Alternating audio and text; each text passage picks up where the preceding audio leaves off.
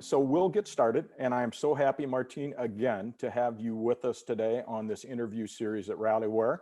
And we are very, very grateful to have with us today Martine Girotto. She is the president of Legalshield in Canada, and we are just going to pick her brain for those wonderful insights that she has had at Legalshield and across her career in direct selling. So we're going to start off with, you and I both know, coming from direct selling backgrounds, the majority of our field is typically made up of women, right? But a lot of times when you and I have been in the corporate part of direct selling, that's not quite so true. What have you seen, changes over the years? What's it been like to be one of those women in corporate, in a leadership position in the direct selling industry? That is a great question. Actually, I've been fortunate. I started with Mary Kay Cosmetics. I was with them almost 10 years. And I can say that I feel fortunate that I was basically brought into this industry in a women empowerment environment, where really our superpower was to be a woman. So this is what I had known for my first 10 years in my career, and then moved on to other roles and other companies. But I have to say that not every company, like you just said, is heavy in female leadership. I'm actually in a role right now where the company I work for, Legalshield, I'm actually president of Legalshield Canada, but there is Legalshield, which has been around for almost 49 years. I can just tell you that it is really male dominant in terms of our top management. And so what I find, like this was my first experience at being somewhat in a minority. And a diversity. Yes. So in the top management with the company I work for, I'm basically one of the only women. There's not too many of us. I'm also Canadian. It's American, and I'm Canadian, and I'm French Canadian. So there's a few boxes there which paints me as a diversity management person. But I have to say that although it can be challenging, because it's the first time over 20 plus years that I have been in this industry that I had to face this, to really acknowledge this, and to see how I can make this work in my favor. And so it can be a challenge, but I find that it gives me a superpower in the sense that it differentiates me from my colleagues. It gives me that difference, that little something that no one else have, the sensibility that I can bring to the table, the business sensibility, because and I will answer your question a little deeper with regards to what makes women different in leadership positions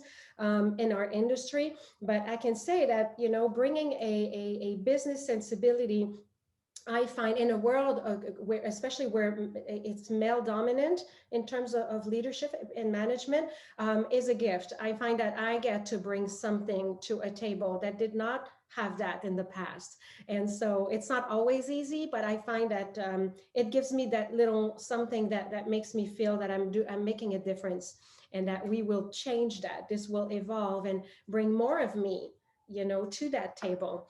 And so with regards to why are we in this industry, we see many women that are female leaders and executives and in these positions, and I know so many, not where I not where I work obviously, but in my past career I have rubbed shoulders with so many incredible human beings that were women that had either paved the way or mentored me or showed me something. I can say that I have taken something from every woman that I have been around, and which has shaped me in the president that I am today, the personality and what I can bring. But I will tell you what it is, because in this industry in particular, we have people that are, they enjoy recognition, they enjoy being noticed for what they do, they enjoyed, trust. and basically the relationships that we built as leaders.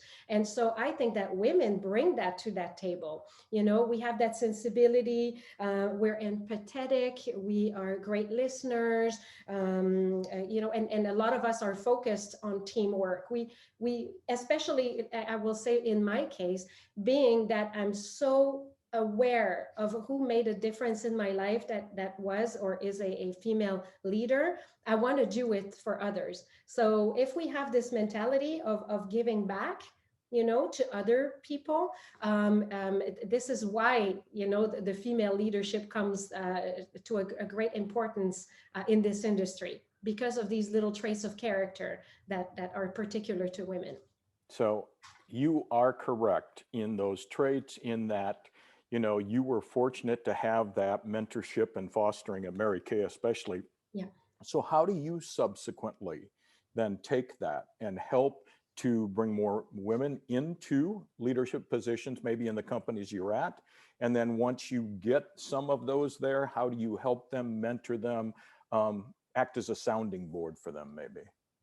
Well, in the company I'm at, what really matters to the team that I'm building, so my Canadian team, I really emphasize on gender equality. First of all, my team is 50%, because guys are great too, you know, and Why, thank you very, I thank you want to very much. make sure that I have this out there, because I find that we have a dynamic that is really, if you embrace it, it can really be a gift. So the women that I have in my team are made to feel that they're just as powerful as anybody else, and I guess that they get to see it while seeing me in action. Yeah. But also, I personally, I'm part of the Women in Governance program. It's a Canadian program where my gosh, I can't wait. I'm going to say seasoned about myself, but we're yesterday I was a junior, but we're seasoned female leaders and executives get to mentor young female executives into sometimes what of some of the things that we were not taught or that we learned along the way, and that we can pass on and prepare the road for them. And that is one of my favorite things. So every second week, since my gosh, a few years already, I mentor young female leaders, and they're not necessarily in the direct selling industry.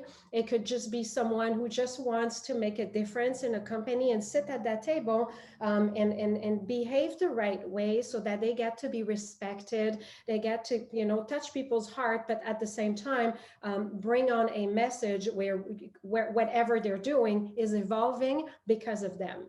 And so that's how I do it personally, just because I want to make a difference, but also within my team, you know, like everyone at Legal Shield Canada is super powerful, no matter who they are, because they see it, you know, in action. They see me, and they know that everything is possible. You know, just by being in my role is such an inspiration for every and any women that will come across my path. Then I can say, look, it's possible for you as well. That's great. That sounds like a great program, and that's a great opportunity for you to role model besides that mentoring Absolutely. program. So as I looked and scanned your LinkedIn profile and your career with indirect selling especially, you've had the good fortune to work for some significant sized companies, right? And so that's always, you know, there's a whole difference to being with a startup when you get with those larger companies and you want to continue that growth and you want to continue to scale. There are a lot of challenges surrounding that. So what are some of your lessons that you might have learned as you've been at that table talking through those strategies that are going to take and continue to grow those significant sized companies that you've been able to work with?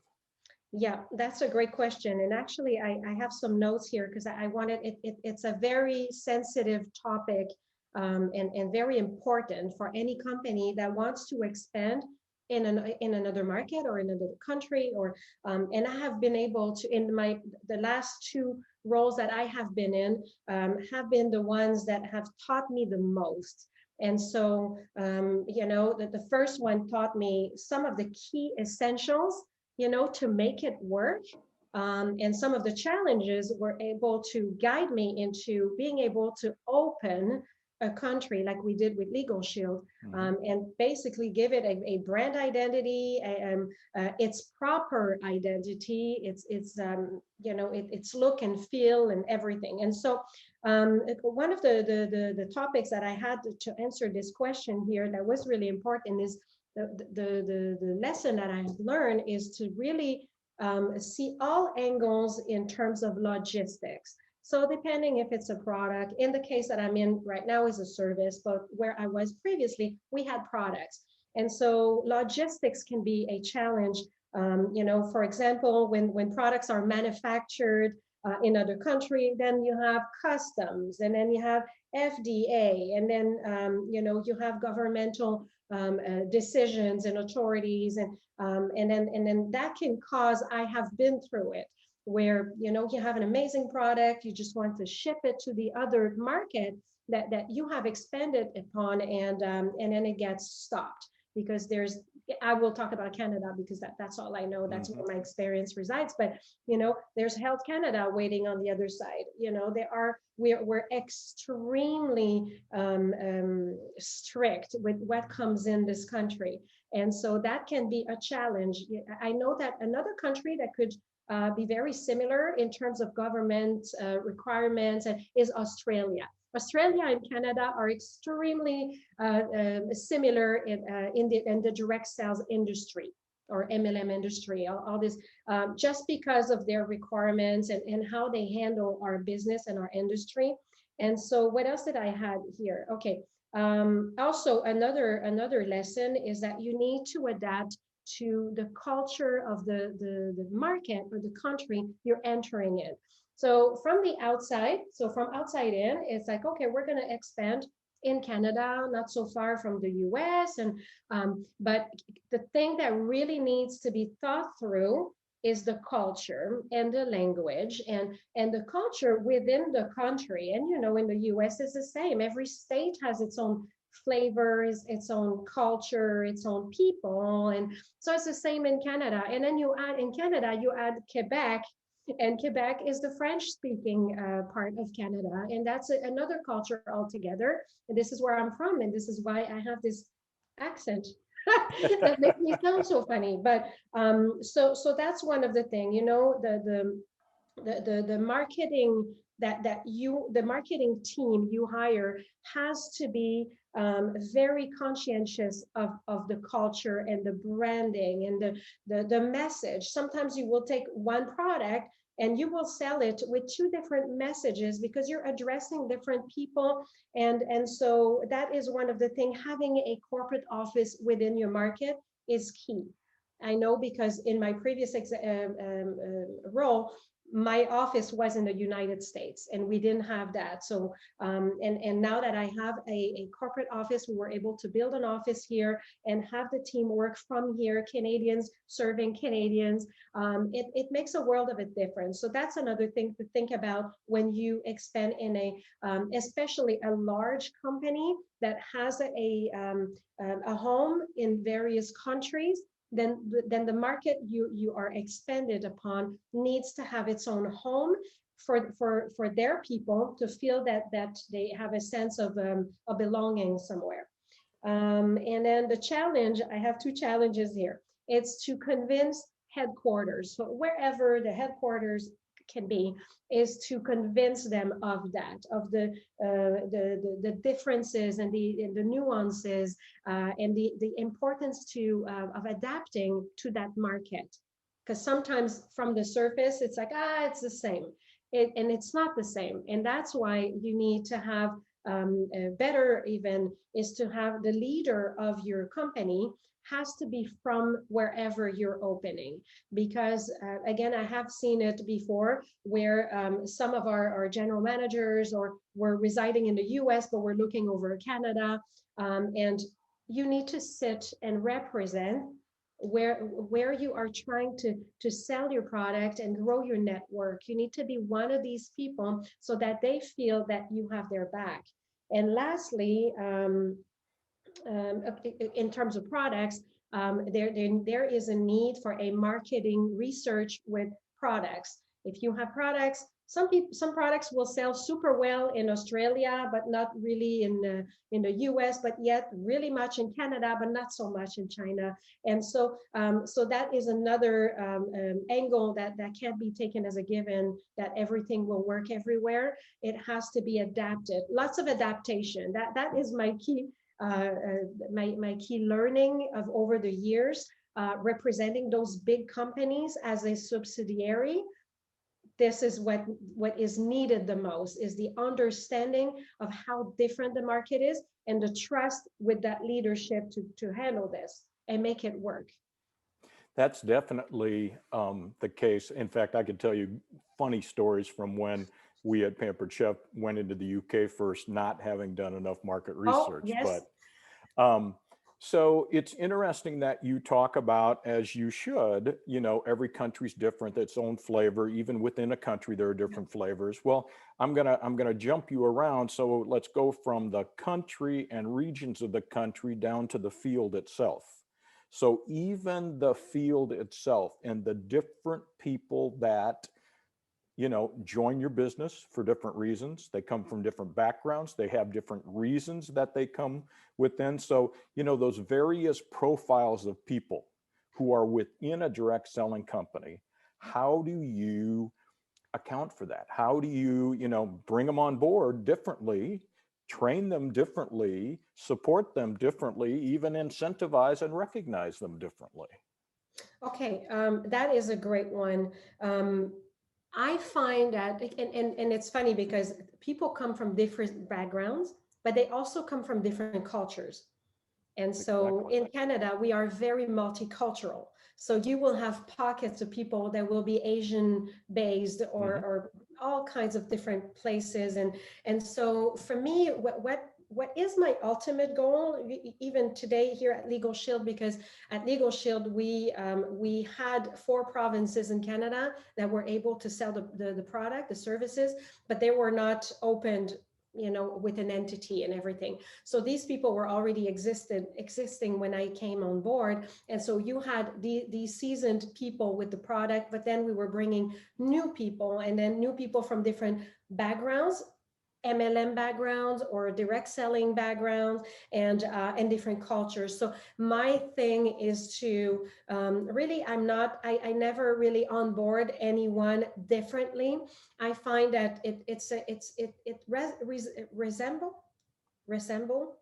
brings people together. I'm going to go another way. It brings people together when they go through that same path. And so for me is that I will make sure that French people are accounted to, and they have what they need in French. We have some Asian communities where some of my marketing will be adapted to make sure they sell the product with the right message. I want to make sure that all the different cultures or backgrounds are celebrated and accounted for. But when it comes to onboarding or the path that everyone needs to take, I make sure that they all go through that same path, because if you don't, people will have a tendency of working in silos. And so there's that pocket, and that there's that leadership there. Somebody came and they brought a lot of people, and then there's them, and then there's the others. And my goal here, and I have it has been a challenge that I'm proud to say I overcame, but is to unify my country, is to make sure that people are in touch with each other to a point that we're a big family with different people, but yet everyone have the ability to be on the same leadership calls that I have every month, that they have an ability that, depending their rank, to have one-on-ones with me or with my team, to be able to train each other, to be exposed to each other. Again, in the last year a little bit more than a year, it's been a challenge, but at the same time, it has never been so easy to get people together. Yes. Because look at us being together today. You know, physically, it would have been something to travel to see each other, and you know, it always a little bit more difficult than when we can use technology to our advantage. And so I find that you need to think outside the box when it comes to bringing people together, no matter where they come from, because in the end, you need to shake things up. You need to make sure that everyone understand that they're part of something much bigger than the organization they're from, or the culture they're from, or it's much bigger than that. It's that ultimate country that they're part of and that they contribute to. And so that's pretty much how I handle the various organizations that are navigating in the company I'm in. So that's very interesting to me as we're talking about the different segments within your field on how, especially, so we started them out, we have them going through the onboarding process that you said is pretty similar, regardless of what segment I'm a part of. So as you're trying to now incentivize them, drive that behavior, get more performance out of them, whether it's selling, recruiting, whatever those metrics are that you want them to accomplish in Legalshield, do you do the same thing? Do you drive that behavior in the same way? Yes, absolutely. And the main idea for me is and there, you know, you could interview 5, 10 different people. They will give you their own way of doing And they this. do. For me is the main idea is to, yes, recognize them for and drive the same behavior. However, I like to always bring something more than the dollar, something outside the compensation plan, something outside of our incentives. We have great incentives, we have different promotions, we have, but I always try to go a little further. And I'm very much in touch. My team is very much in touch with what are people doing outside of this. What great presentation did they give? What, you know, what, I took some notes as, yeah, celebrating someone that has showed great leadership, made an extraordinary presentation, helped others growing their business. All these things that people do outside of it is something that we celebrate on a regular basis.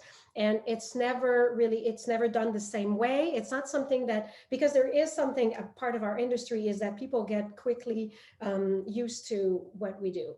You know, if we have that same behavior all the time, they will expect an extension for a promotion if we do it all the time. If they, you know what I'm saying? I do. And I so do. they come to expect. So what I want for them to expect is the behavior that we're expecting from them to grow their business. Because at the end of the day, they're doing this for them. They're not doing it for us. But what I want to make sure they know is that we notice them. So there's all kinds of recognition programs that I have put together with my team that are really to celebrate the individual that did something extra.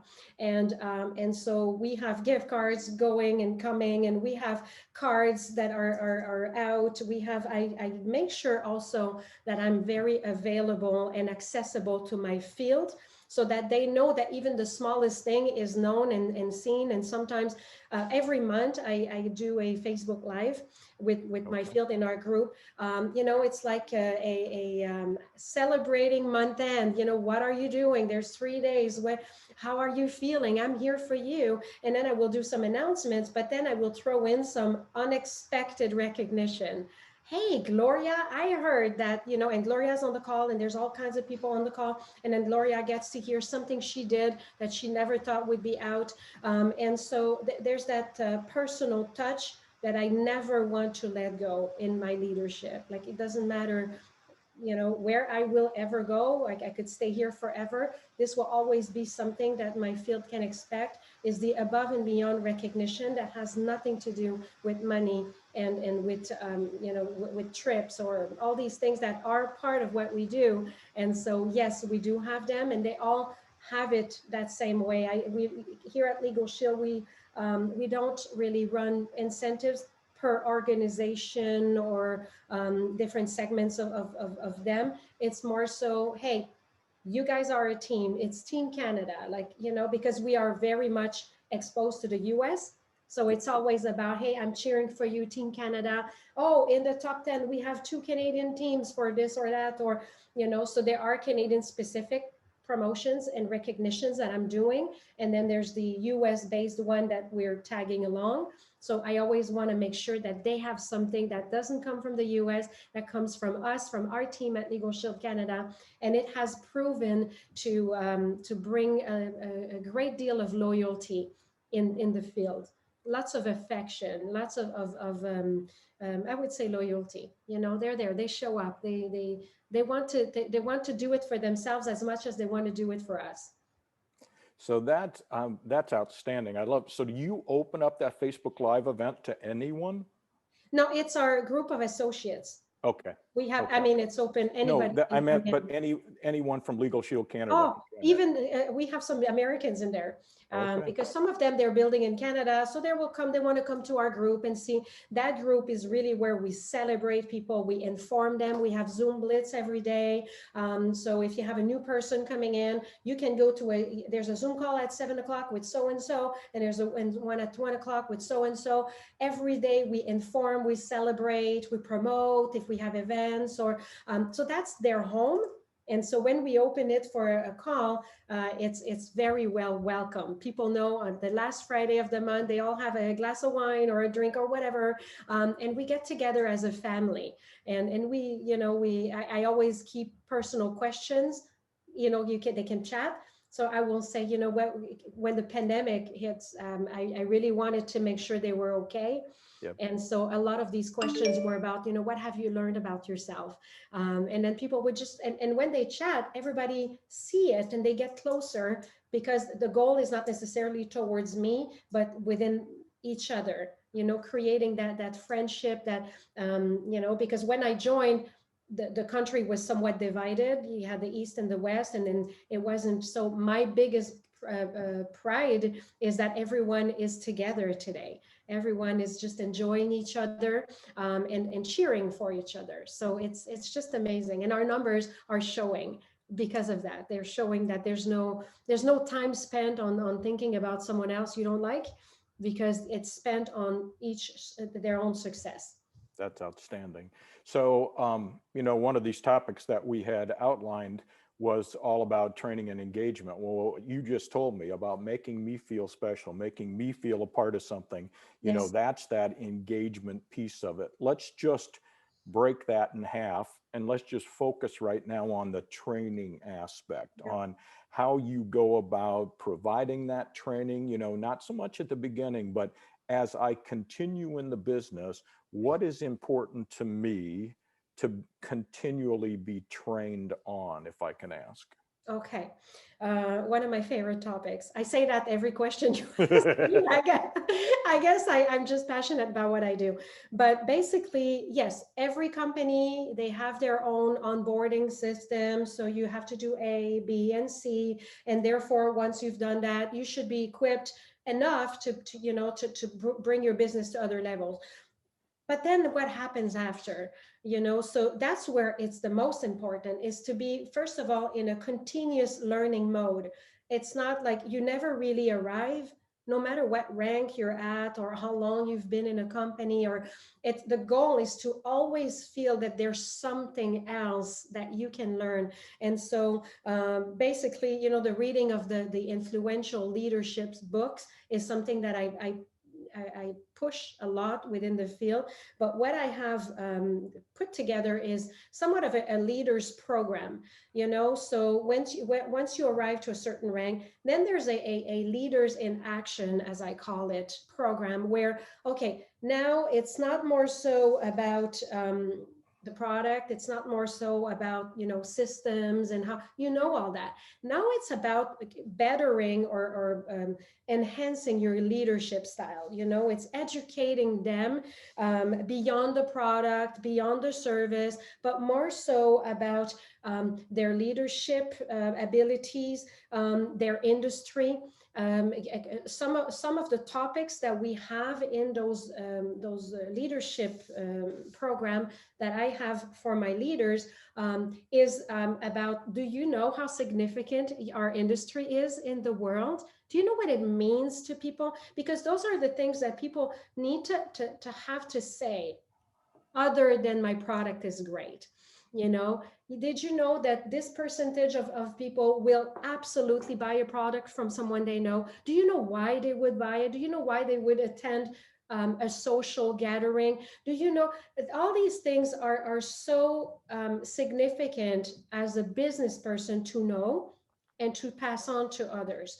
You know, the importance of our industry. I find that we never talk about it enough. So a lot of the leadership teaching within those programs are about that. How about it's everything but our products and our system. It's about them. What comes out of their mouth? How do they behave themselves? How do they present themselves? What is it that makes them different? How intentional are they as a leader? So these are the programs that I, you know, and all this is basically what I have learned along the years when I was at Mary Kay, when I was at Jeunesse, when I was with other companies, and my own personality. And now I get to do it. Like this role really gives me the opportunity to bring to people what I have enjoyed the most over the last 20 plus years.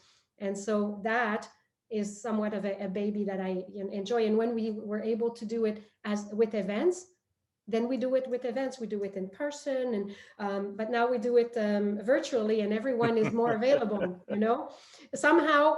Where else are you going to go if you're not in the US? In the US is different, but in Canada we're pretty much stuck at home. So people are available. So it's, you know, that's the silver lining there. It is. It is that. So you shared that, you know, all of these things we've talked about to this point, all the, you know, the things you've been able to incorporate, they've started to produce results, right? Things are going in a positive direction for Legalshield Canada. Besides just that big number, bottom line growth that everybody can see, what are some of those, you know, at Rallyware, we're all about data so that you can see what's going on, see those trends, see things that have to change within the business. What are some of the things that you keep your eye on to know what the health or the pulse of the business looks like? That's a great question. And I think that we can all agree that basically the key indicators in any business is the healthy balance between sales and network growth. So we want to sell our product, but we want to also grow our associate base, or directors, distributors, everybody calls them differently, but our network growth. But for me, what is most important is the activity between that. So it's great to have the two. It's great when they're somewhat really well balanced. But what matters to me the most, and that I keep my eye on, is the activity of that new person that came in. So the first 90 days are what I look at the most. What are the activities that have taken place? How was that sponsoring for that? Let's say Paul came in. What happened with Paul in the first 90 days? Did he sponsor people? Did he sell the product? The person that he sponsored, did they attend our trainings, our onboarding trainings? How did that go? Did they drop? Did they keep going? What is the recruiting looking like, but also the product? So it's not just about sponsoring. It's not just about the product. It's to find a healthy balance where people understand their mission. Their mission is to share the opportunity, but you know, we're all here because of the product. So if we're just, you know, sponsoring people, then we'll be all the people and no activity. So for me, it's like those first 90 days are a key indicator as how healthy this person's business is or will be, you know, and what can we do about retention?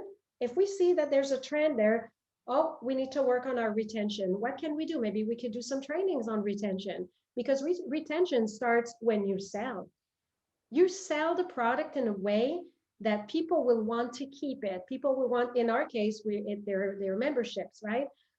We want to make sure that we sell our membership in a way that people will want to stay on and on and on for years to come. We want it to be a lifetime membership. but it's all about how you sell it. It's not how, recouping it is one thing, saving it is one thing, but there's nothing like selling it where you bring emotions into that purchase.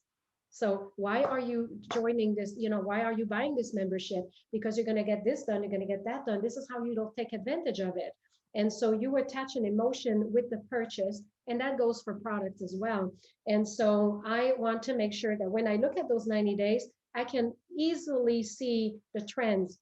Are they, oh, they're, we have a ratio of 60% of these new people are attending the onboarding training, and that are bringing at least two people a month, or three or five, or depending what company you're in, and what their targets are. But when you see what you want to see, then you want to create something even better to keep that. But if you see a trend where you know what, the needle is moving and then it drops, what happens here? So 90-day is the perfect timing.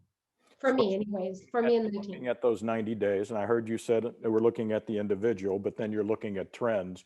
So are you watching maybe classes or cohorts, or how do you identify what those trends are? Exactly, that's what we're doing. That's what we're doing. So we look at them as quarter, so these people came in Q1, and so we watch them until Q2. What happened during that Q? And I will tell you, and I'm sure that a lot of leaders would agree, it really depends of the time of the year, and it depends of the organization and the experience. Some people will come in to the company and they have no direct selling experience. And so you have to, those are the ones that I pay the most attention, because I feel that when you're the first company they join, it's your responsibility to teach them well. It's on you. They haven't been anywhere else.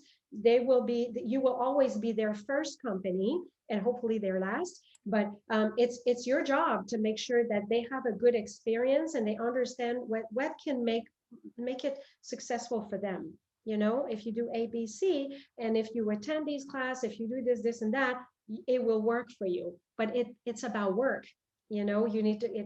It's a tango that you dance with your business, right? That's and right. So that's how we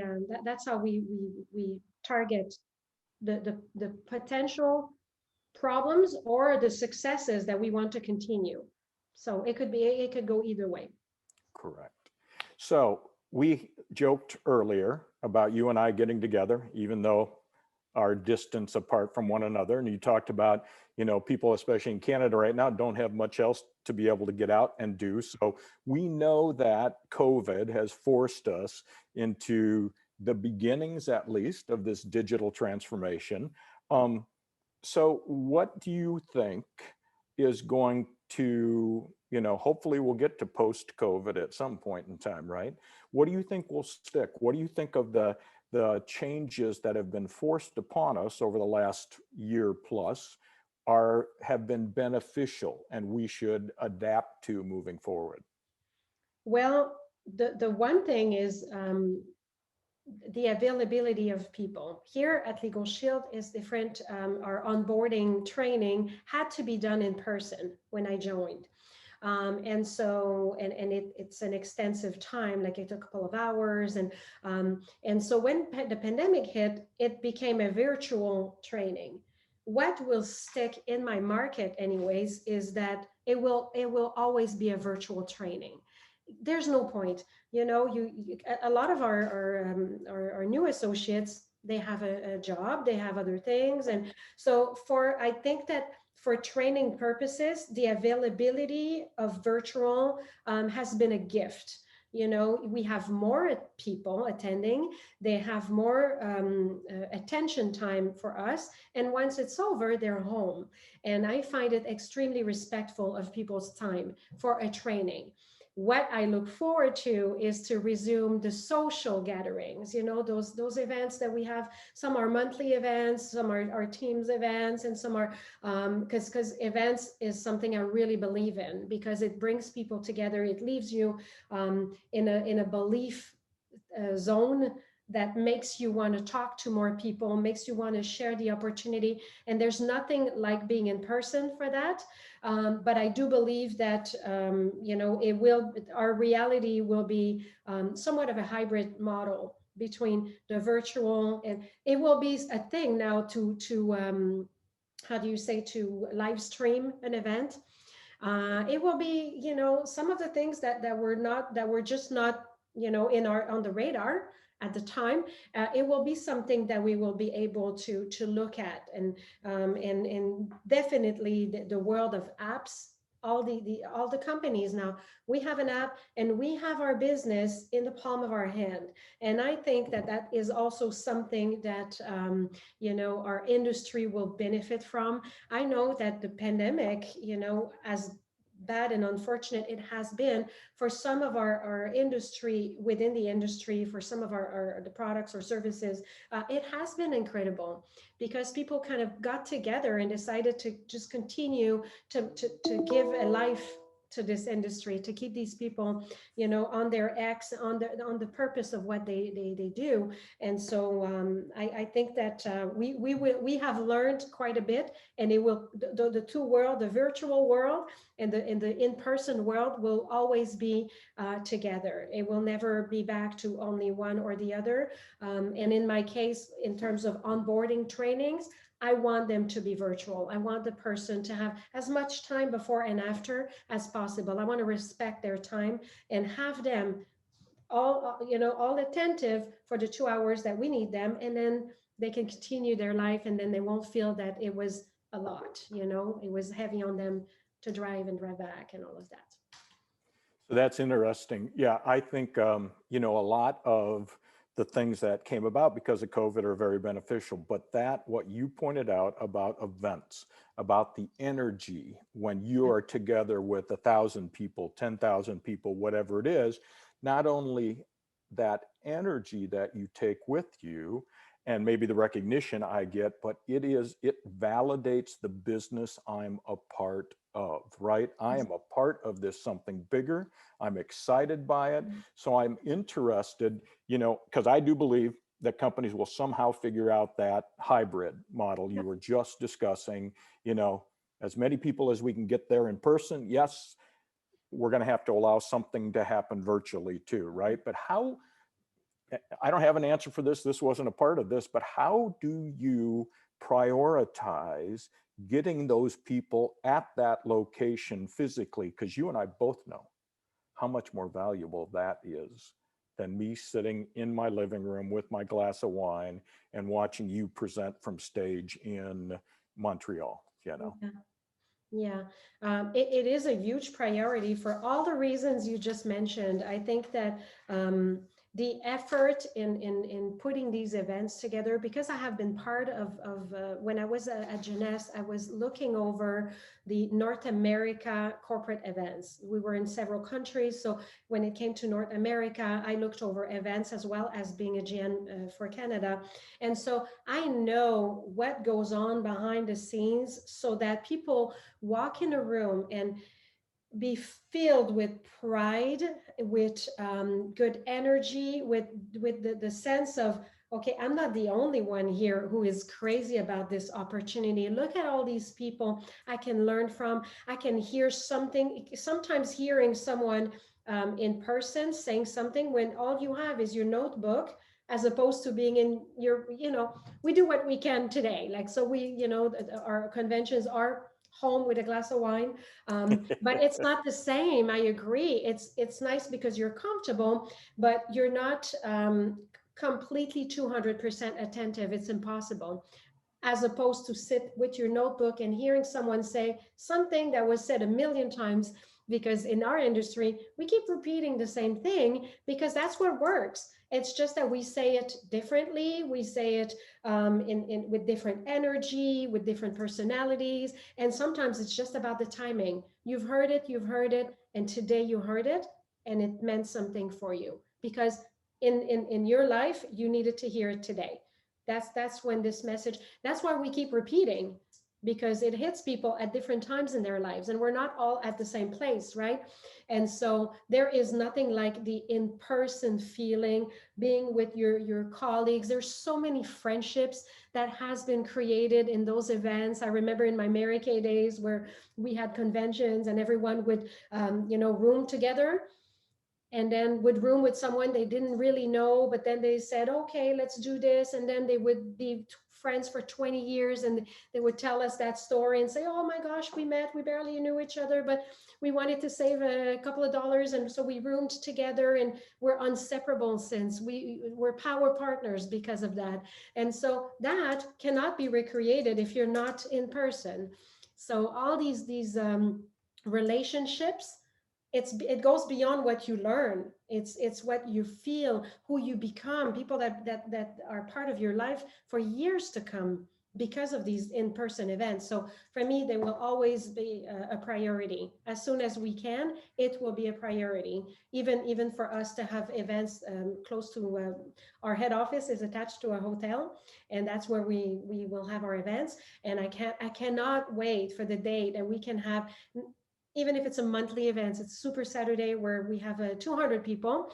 That will be something that we won't take for granted anymore. We have in the past, but it will be a renewed joy to see people together, and to be able to see people connect, because that's us at corporate. Seeing people connect and create those friendships is also something we take great pride upon.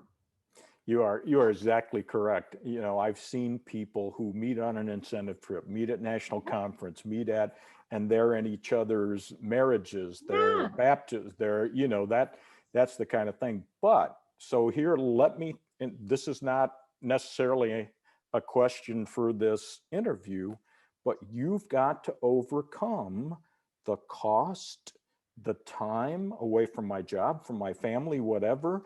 I mean, you and I both know the value of them being there on site, and yet the hurdles they have to overcome to get there on site. So you got to figure out from corporate how you make those hurdles shrink, right? Yeah, yeah. And what I have personally learned and that I want to do differently next time when we get to that point is shorter and sweeter. Yeah. Because of exactly what you have said. It's how to really make it contentful in a shorter time. Like let's see how we can give them what we're about to give them, and make them save one overnight stay. It's just because it's a lot of logistics personally for people to leave their house.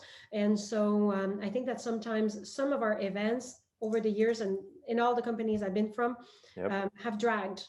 Sometimes we drag it a little We bit. do. We do. And so I think no more of this, no more. Let's make sure that our time is enjoyed with what we're trying to do in the shortest time possible.